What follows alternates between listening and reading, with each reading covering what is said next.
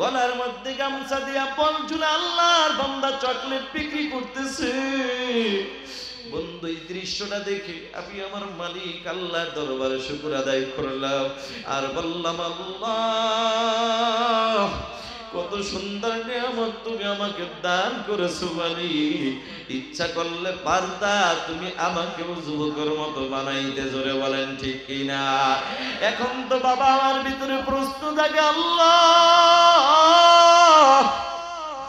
জীবনে দেখেছি দুনিয়ার জমিনে এই হাতে, আমার হাতের দিকে তাকায় দেখেন বাবা, এই হাতের মধ্যে একটা ঘড়ি আছে, এই ঘড়িটা পরার জন্য কিন্তু একটা হাতের প্রয়োজন হয়।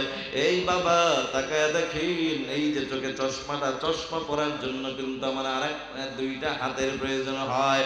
এ নবীর উম্মতের দল, খানা খাইতে যায় সেখানে হাতের প্রয়োজন হয়, বাথরুমে যাই সেখানেও দেখে হাতের প্রয়োজন হয়। এখন তো আমার মালিক আল্লাহর কাছে প্রশ্ন জাগে, আল্লাহ তাকায় দেখলাম তোমার এই বান্দার ডানে তাকায় দেখি ডান হাত নাই, বামে তাকায় দেখি বাম হাত নাই। ও মালিক তোমার এই বান্দা কিভাবে খানা খায়, কিভাবে বাথরুমে যায়, কিভাবে জামা কাপড় পরে? ওরে জামালপুরের মুসলমান আওয়াজ দিয়া বলো, এমন একটা প্রশ্ন বাবা মনের মধ্যে জাগে কি জাগে না? এখন তো বাবা আমার ভিতরে প্রশ্ন জাগে করবো কিভাবে?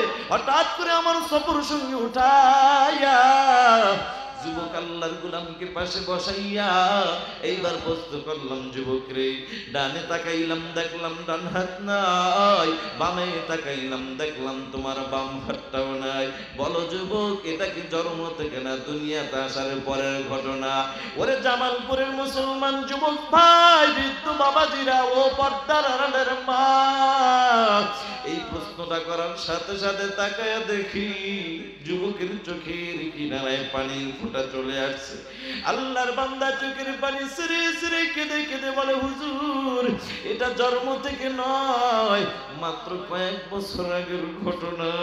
কি হয়েছে রে ভাই? কয় হুজুর বন্ধুদের আড্ডায় পরে মসজিদের ছাদে উঠেছিলাম, কাজ চলতেছিল, রডের সাথে বিদ্যুতের সংযোগ ছিল, এটা আমার জানা ছিল না, অজানা সত্ত্বে আমি হাতটা লাগায় দিলাম, মারাত্মক অ্যাক্সিডেন্ট হয়ে গেলাম।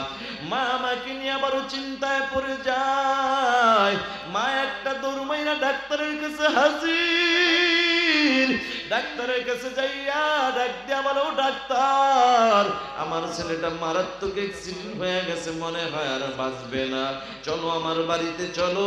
হুজুর ডাক্তার বাড়িতে আসার পর আমাকে পরীক্ষা করলো, পরীক্ষা কইরা ডাক দিয়া কয়, রে যুবক আল্লাহর গোলাম, জীবনটা যদি বাঁচাইতে চাও দুটি হাতে একটি হাত রাখা যাবে না।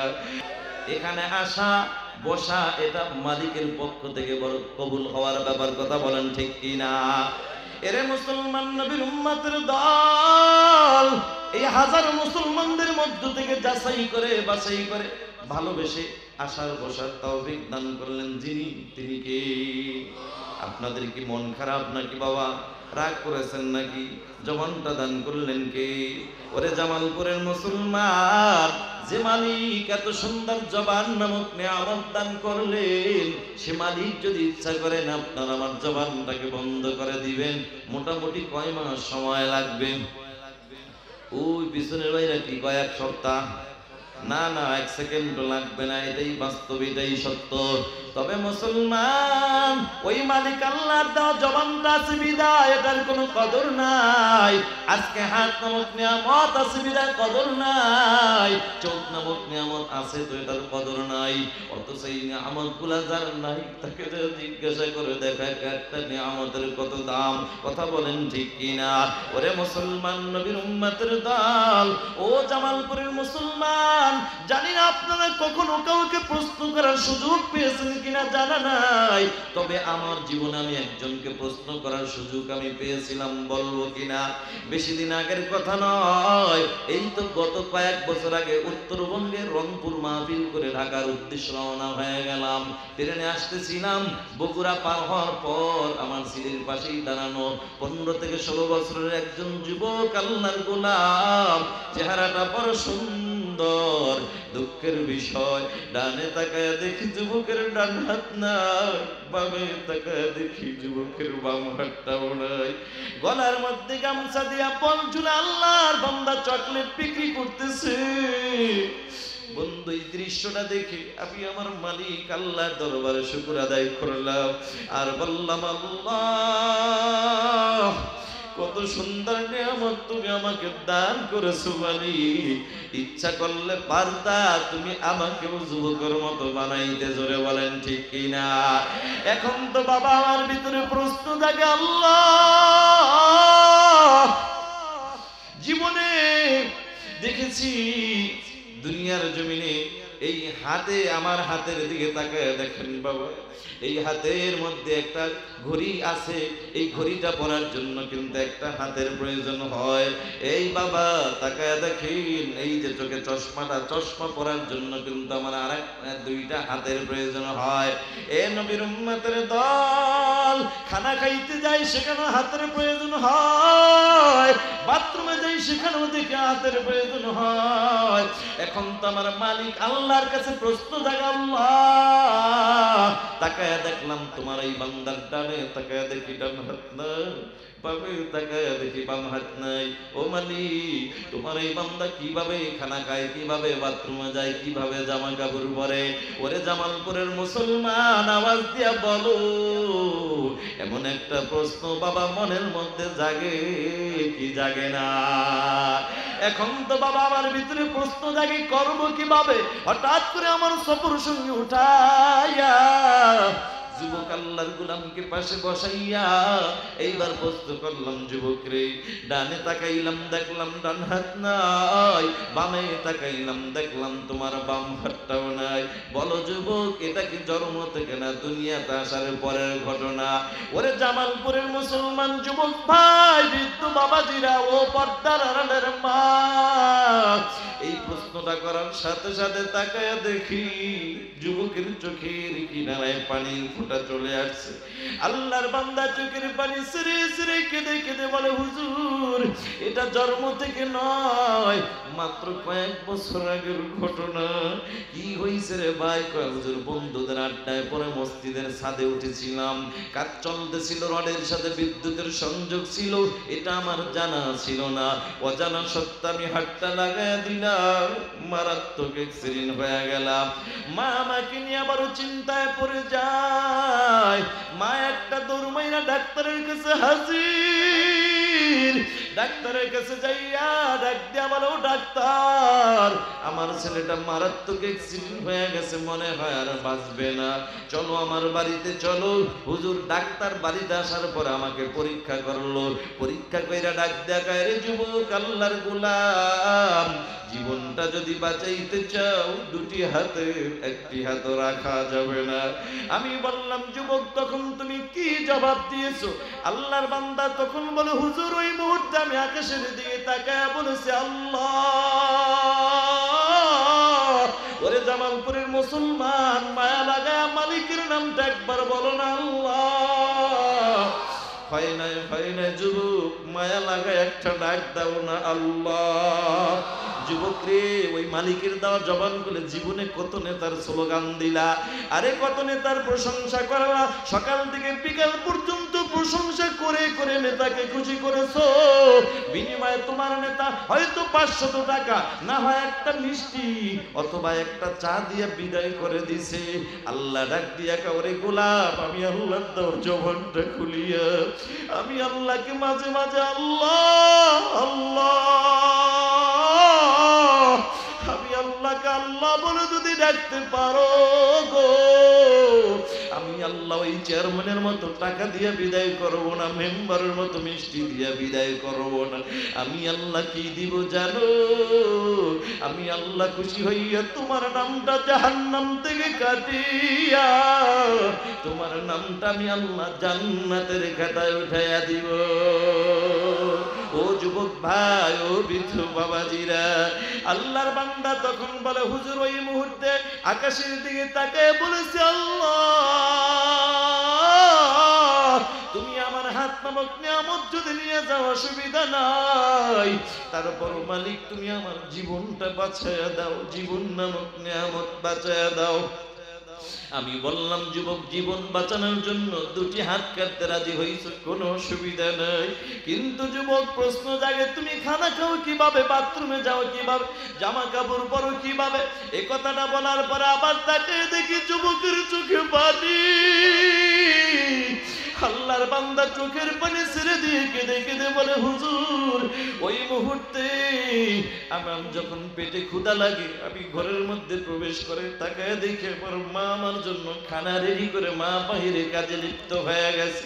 তখন পেটে ক্ষুধা নিয়ে একবার আমি খানার দিকে তাকাই,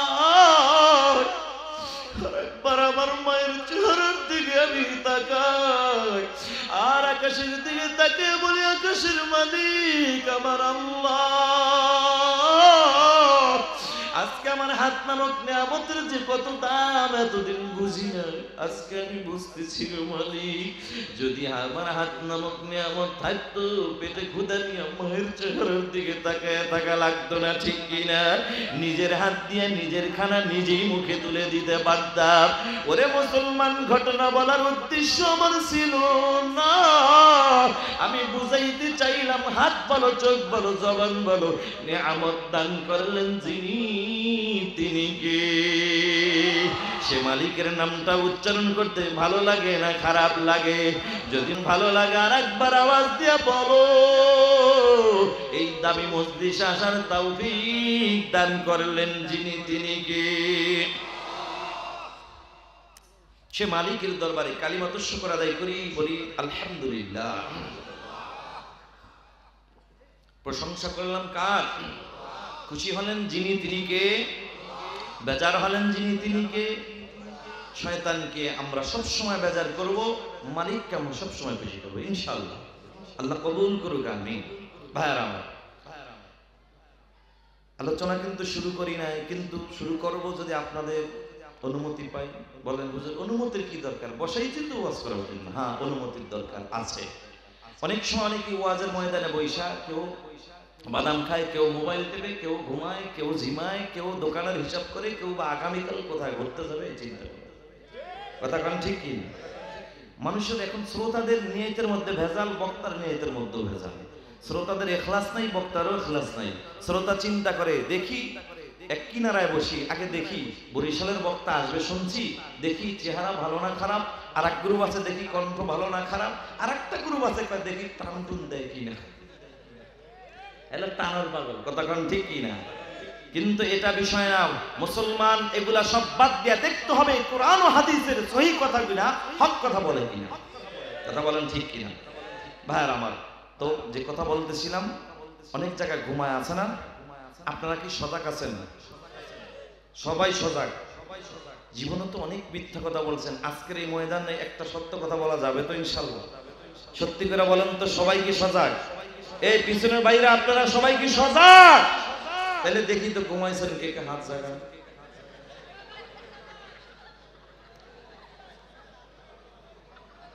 ওরে বাবা, জামালপুরের মুসলমানের যে এত পাওয়ার, আগে জানতাম না। গুবের মাঝে হাত জায়গায় বসে থাকে, তবে যারা হাত জায়গায় যারা ঘুমায় না, তখন ঠিক কিনা? আমার বাড়ি বরিশাল। কোথায়? একবার আর দুইবার না, 100বার টাকা হাত জায়গা যদি বলেন হুজুর ঘুমাইছি, আমি বিশ্বাস করবো না। কারণ আমরা বরিশালের মানুষ ভালো করে জানি, ঘুমন্ত মানুষ কখনো হাত জাগাইতে। ভাইরা আমার, দেখি তো সজাগ আছেন কে কে? নারে তাকবীর। এই আওয়াজ দিলে চলবে না মুসলমান। নারে তাকবীর, আল্লাহু আকবার আওয়াজ করে উঁচু করতে হবে। কথা বলেন ঠিক কিনা? মুসলমান দুঃখের সাথে বলতে হয়, বাংলার জমিনে এমন দিন গেছে মুসলমান নারে তাকবীর আল্লাহু আকবারের স্লোগান মন খুলে দিতে পারে না। কথা বলো ঠিক কিনা? কিন্তু সেদিন শেষ, স্বাধীন বাংলাদেশের স্বাধীন বাংলাদেশে মুসলমান এখন নারে তাকবীর আল্লাহু আকবারের স্লোগান দিবে বুক ফুলা, কোরআনের কথা বলবে বুক ফুলা, কোরআনের কথা শুনবে মন ভরে। কথা বলো ঠিক কিনা? তবে মুসলমান নারে তাকবীর আল্লাহু আকবারের স্লোগান যদি চালু রাখতে পারো, কসম আল্লাহর, বাংলার জমিনে কোনো চিপায় কোনো নাস্তিক খুঁজে পাওয়া যাবে না। কথা বলো ঠিক কিনা? জামালপুরের মুসলমানদেরকে আমি একটা মেসেজ দিয়া যাই, এ মুসলমান, কে রাগ করেন, কি বেজার হন, কে খুঁজে দেখার টাইম নাই। কথা বলবো আল্লাহর জন্য, কথা বলেন ঠিক কিনা? মুসলমান আপনারা যারা আসছেন খালি পায়ে এসেছেন না পায়ের নিচে কিছু ছিল? কি ছিল? জুতা। তাহলে এতদিন জুতা আপনারা দূরে রেখেছেন, আজ থেকে প্রতিজ্ঞা করেন জুতা আর দূরে রাখার টাইম নাই। সকল শ্রোতারা জুতা কাছে নিয়ে বসবেন। এই স্টেজের মধ্যে সেই কোনো যদি এমপি, কোনো মন্ত্রী, কোনো চেয়ারম্যান, কোনো মেম্বার গোনার টাইম নাই। আল্লাহর কোরআনের পক্ষে আপনাদেরকে সম্মান করব ততক্ষণ, কোরআন এবং সুন্নাহর পক্ষে থাকবেন যতক্ষণ। আপনাদেরকে সম্মান করব ততক্ষণ, আল্লাহ এবং আল্লাহ রাসূলের পক্ষে থাকবেন যতক্ষণ। আমার কথা একমত? আমার প্রিয় ভাই পাশে আছেন মেহমান, মাশাআল্লাহ সুন্নাত দিয়া ভরপুর, আলহামদুলিল্লাহ।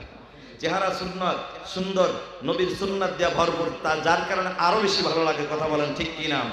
পাশে আছেন আমার মুরব্বী হযরত আছেন, দুই মুরব্বী পাশে রেখে আমি কথা বলতে সাহস পাচ্ছি। ভাইরা আমার, তাহলে এ বাংলার জমিনে যদি আবার কোরআনের বিরুদ্ধে, মানে কোরআনের মঞ্চে যদি কোনো নেতা নেতাগিরি করতে আসে, বাধা দিতে আসে যে হুজুর এভাবে করবেন, ঘাট ধরে এখানে দাঁড় করে জুতার পিটা দিয়ে টান করে দিতে কারা কারা তৈরি আছো? নারে তাকবীর, নারে তাকবীর করলেন। দাওয়াত দিবেন না তো কি হইছে? বরিশাল ওয়াজের অভাব নাই। ভাইরা আমার, লম্বা আলোচনা নয়, গভীর মনোযোগ দিয়ে আলোচনা শুনবেন। বেশিক্ষণ কথা আমি বলবো না, তবে যতক্ষণ বলবো আল্লাহর কাছে তৌফিক কামনা করে আল্লাহ যেন এই গোলামের জবান থেকে এই এলাকায় এই মুহূর্তে যেই কথাগুলি প্রয়োজন এমন কিছু দামি কথা আল্লাহ জবান থেকে বের করে দিক, আমিন। ভাইরা আমার, আয় নবীর উম্মতের দল, আল্লাহর কালাম থেকে 114টি সূরার মধ্যে একটি সূরা, সূরা বনী ইসরাঈল থেকে একখানা আয়াতের কিছু অংশ আপনাদের মাঝে তেলাওয়াত করেছি। আল্লাহর হাবিব সাল্লাল্লাহু আলাইহি ওয়াসাল্লামের অসংখ্য হাদিস থেকে ছোট্ট একখানা হাদিস আমি আপনাদের মাঝে পেশ করেছি।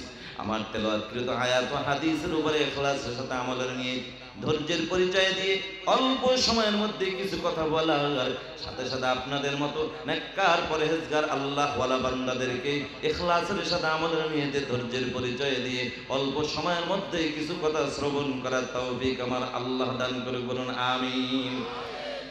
আল্লাহ তাআলা বলেন, ওয়া ক্বাদা রাব্বুকা আল্লা তা'বুদু ইল্লা ইয়্যা, আমি রব সিদ্ধান্ত দিয়েছি শুধুমাত্র কেবলমাত্র ইবাদত হবে কার?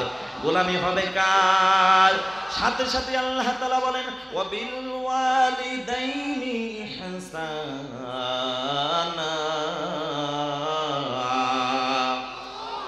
আল্লাহ বলে তোমার পিতামাতার সাথে সদাচরণ করবা, হুকুমটা কার? তবে দুঃখজনক হলো সত্যই বাংলার জমিনে বহু কপালপুরা যুবক পাওয়া যায়, এরা মা বাবার হক আদায় করে না, মা বাবার খেদমত করে না, আছে না নাই? এরা মুসলমান নবীর উম্মতের দল। আলোচনা খুব সংক্ষিপ্ত আকারে হবে, মনোযোগ নিয়ে আলোচনা শুনেন, ইনশাআল্লাহ ফায়দা হবে। মুসলমান, আমি আপনাদের কাছে জানতে চাই আপনাদের এই মাহফিল কততম মাহফিল চলতেছে? নবম নাকি? তার মানে 8 বছর আপনারা ওয়াজ শুনছেন। আমি এখন বরিশাল থেকে আইসা আপনাদের কাছে আমি একটা পরীক্ষা করব, বিগত দিনে 8 বছর কি আপনারা ওয়াজ শুনছেন না আওয়াজ শুনছেন? এটা আমি পরীক্ষা করব। মুসলমান, আওয়াজ দিয়া বলেন, পিতামাতার কাছে সন্তানের হক আছে না নাই? সন্তানের কাছে পিতামাতার হক আছে না নাই? উভয়ের কাছে হক আছে, কিন্তু বর্তমানে পিতামাতা, অধিকাংশ পিতামাতা জানে মনে হয় সন্তানের কাছে খালি আমরাই পাবো, আমাদের কাছে পাবে এটা অনেকেই জানে না, জানার চেষ্টাও করে না, আছে না নাই? এরে মুসলমান নবীর উম্মতের দল, সন্তানের কাছে যেমন পিতামাতার হক আছে, পিতামাতার কাছে সন্তানের হক আছে। এবার আমি আপনাদেরকে পরীক্ষা করবো, আওয়াজ দিয়ে বলেন, বলেন পিতামাতার হক আগে না সন্তানের হক আগে? আমি জানতাম আপনারা অধিকাংশ লোক এই কথাই বলবেন পিতামাতার হক আগে, হ্যাঁ বাবা, পিতামাতার হকের গুরুত্ব বেশি, পাওয়ার বেশি, এরপরেও সন্তান কেন হক আদায় করে না? এটার পিছনে একটা কারণ আছে না নাই? কারণটা কি জানেন বাবা? কিতাবে আসছে সন্তান দুনিয়াতে এখনো আসে নাই, আসার আগেই বাবার কাছে সন্তানের দুইটা হক। যেরকম সুবহানাল্লাহ। এরে মুসলমান নবীর উম্মতের দল, ও যুবক ভাই, বৃদ্ধ বাবাজিরা, ও কলিজার টুকরা যুবক সন্তান কেন তোমার হক আদায় করে না জানো? তুমি যে বাপ ভাইয়া, তোমার কাছে দুইটা হক ছিল, দুইটা হক কিন্তু তুমি আগে আদায় করো নাই। এই জন্য এখন তাবিজ ঝুলাইয়াও কোনো উপকার পাও না, মাজারে গরু মান্নত করেও কোনো উপকার পাও না। কথা বলেন ঠিক কিনা? মুসলমান নবীর উম্মতের দল, আপনি পিতা হইয়া হকের দাবি করবেন। ও যুবক ভাই,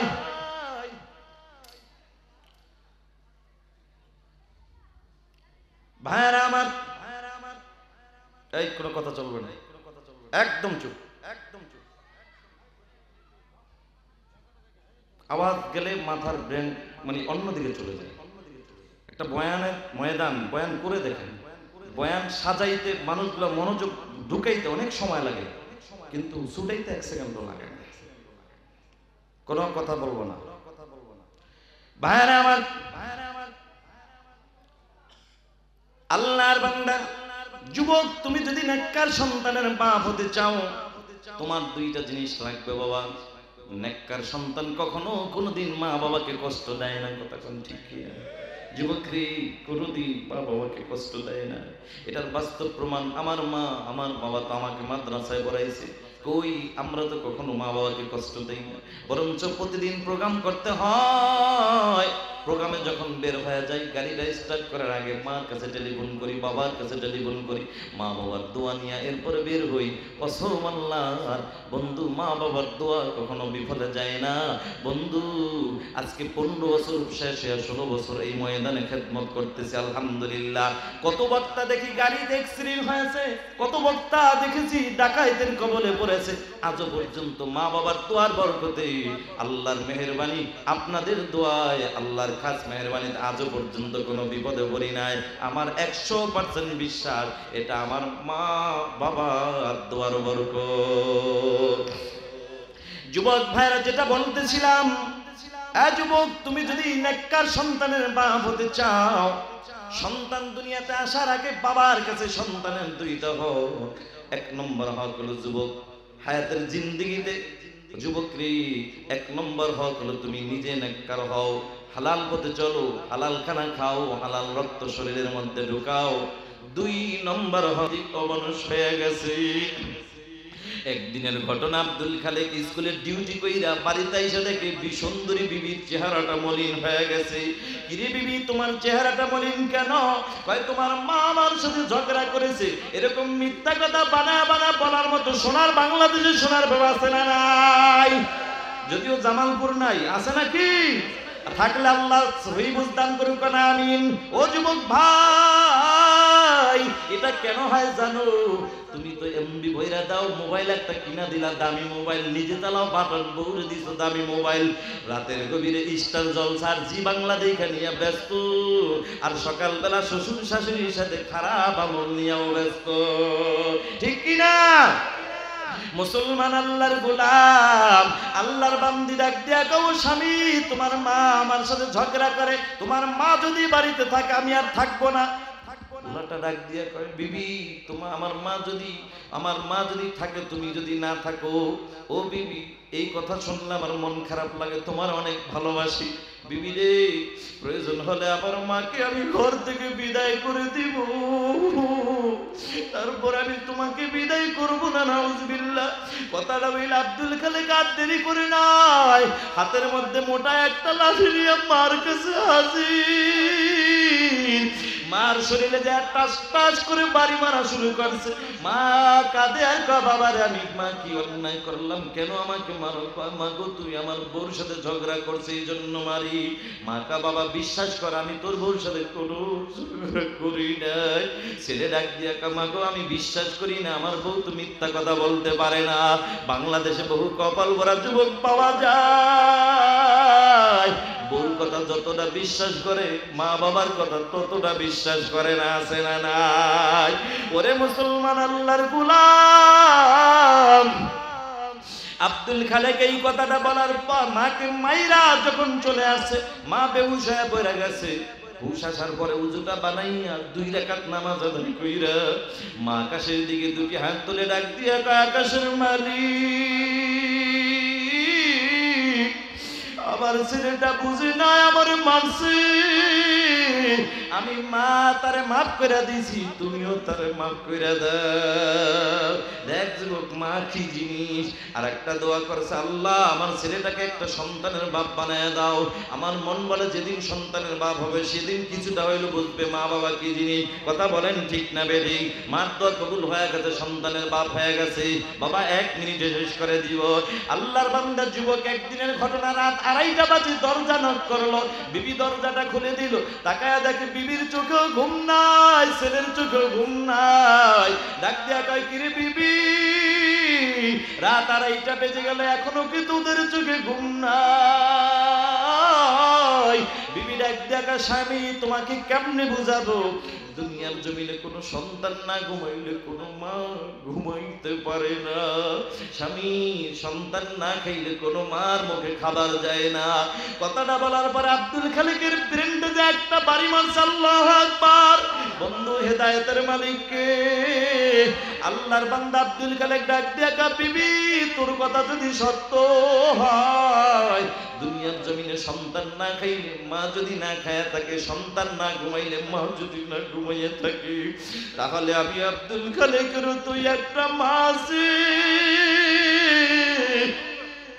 না জানি আমি আব্দুল খালেকের মা কতটা রাত না খায়া কাটাইছে রে বিবি।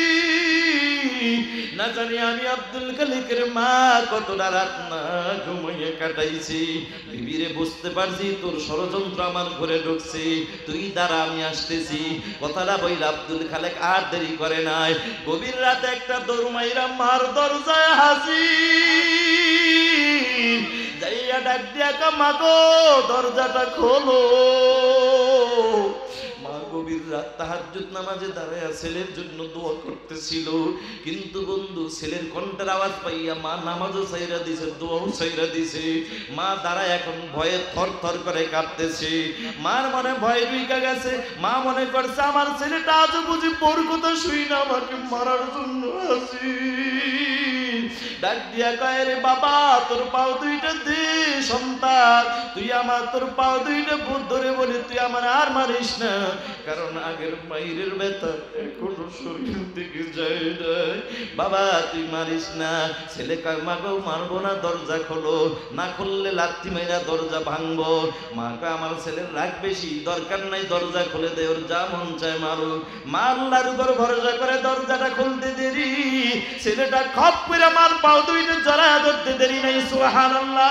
ডাক দিয়া কয়, মা পারবানি আমারে ক্ষমা করে দিতে? মা কয়, বাবা ওঠা, মাথাটা উঠো। মার কাছে মাপ চাওয়া লাগে না। মা কয়, একটা ডাক দিলে মার মনের ব্যথা দূর হয়ে যায়। সুবহানাল্লাহ। ও যুবক ভাই, যে কথা বুঝাইতে চাইলাম, সন্তান দুনিয়া, ও যুবক, বেআমলওয়ালা নারী ঘরে ঢুকাইলে 3 নম্বর ক্ষতি হলো জনম দুঃখিনী, মা বাবার খেদমত পাইবা না। ঠিক না বেটি? কথাটার সাথে ঘটনার মিল আছে না নাই? আল্লাহ আমাদের সবাইকে কোরআন হাদিসের সহি বুঝদান করুক, বলেন আমিন। বাবাজিরা আমার, বয়ান কিন্তু শেষ হয় নাই, তবে এই একজন উঠাউঠি করবেন না প্লিজ, ভাইয়া কেউ উঠাউঠি করবেন না। পরিবেশ